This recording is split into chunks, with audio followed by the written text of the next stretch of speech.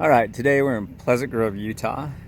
I'm going to show you how to use Teflon tape or pipe thread tape. And you have a couple different sizes.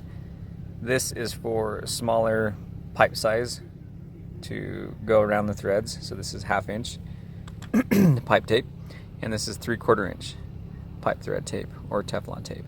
And this is what we'll be using so we can get wrapped around these bigger threads into this fitting. And the reason why you use Teflon tape is so you create a tight seal between these two fittings and then nothing leaks. So I'll show you how to do that. So we'll take this Teflon tape, which is a 3/4 inch, you pop this piece off, open that up, and there's your Teflon tape. You'll take this 3/4 inch pipe and we're going to wrap around these threads. And what I always say is start close to where you're at with the Teflon tape.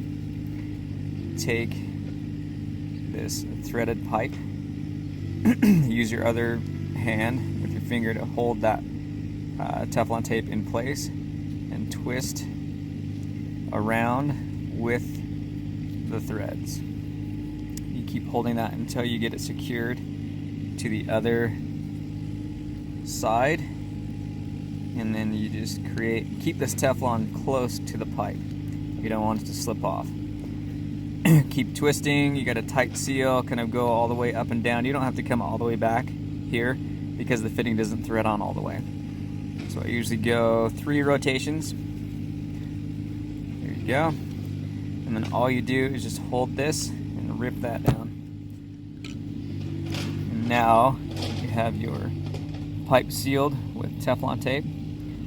Grab this fitting that's going to go into, and you twist this into the threads. Make sure you're not cross-threading, make sure it's going in there nice and smooth.